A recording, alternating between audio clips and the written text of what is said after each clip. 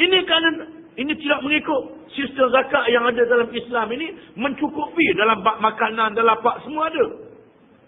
Ini bila kita tak ikut Islam, maka habis jadi lemah belaka. Islam merangkumi dalam semua perkara. Wal mufuna bi ahdihim idza ahadu. Dan kebajikan juga perbuatan orang-orang yang menyempurnakan janjinya apabila membuat perjanjian. Kebajikan itu ialah bila kita berjanji dengan orang, kita menunaikan janji. Berjanji dalam perkara peperangan, berjanji dalam perkara perniagaan. Terutamanya perniagaan. Dalam perniagaan kita berjanji. Dalam syarikat berjanji. Menunaikan janji itu. Untung sama untung, rugi sama rugi. Jangan saya berjanji yang tu, nak itu adalah rahsia aku nak tipu, nak komok dia. Ada tak? Pinjam dengan kawan-kawan, pinjam beribu-ribu. Dalam hati ada dah, tak boleh bayar. Ini perangai huduh lah ke?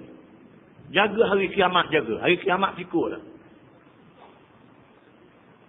Mesti menunaikan janji kita dalam semua perkara. Termasuk janji dengan orang kafir. Bukan sahaja dengan orang Islam. Janji dengan orang kafir boleh ditunaikan.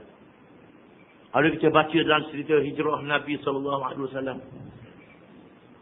Masa Nabi belum hijrah, Nabi pesan ke Sayyidina Ali, suruh Sayyidina Ali duduk di Mekah. Jangan hijrah lagi Sayyidina Ali.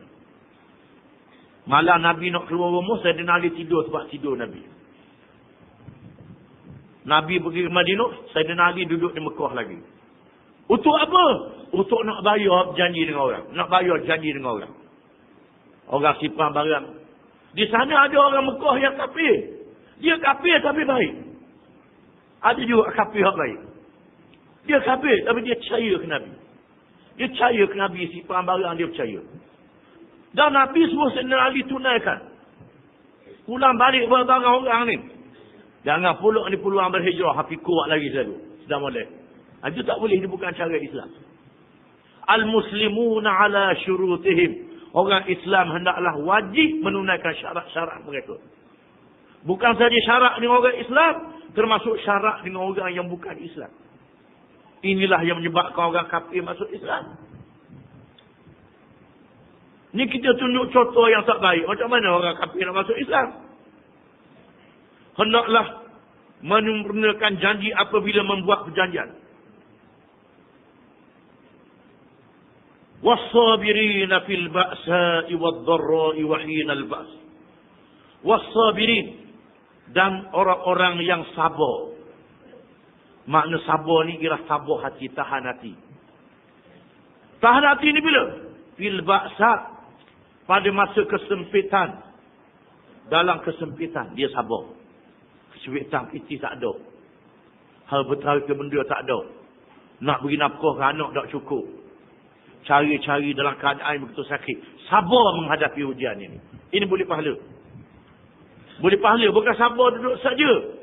Sabar-sabar lepas tu fikir ikhtiar cari jalan. Di mana menghadapi kesulitan hidup. Dengan sabar dia beri pahala. Waddarra, dalam masa kesakitan. Begitu juga dalam masa kesakitan. Sakit. Kita sakit ini kerana Tuhan nak beri pahala.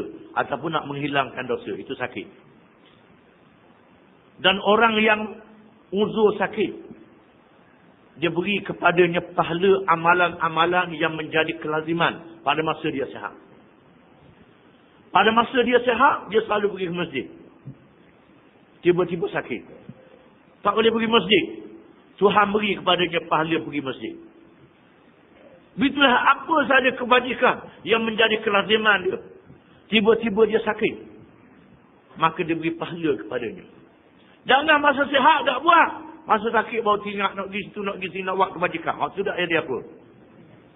Dia boleh juga pahala sabarlah. Sabar menghadapi sakit itu. Dan bertaubat di atas kecuaian dia. Dia kurang di situ. Di mana sabar ni menjadi pahala pada orang yang sakit. Dan menghilangkan dosa. Menghilangkan dosa-dosa dia. Ada orang tu, dosa dia dihapuskan dengan sakit. Dengan syarat dia sabar. Jangan dok sabar.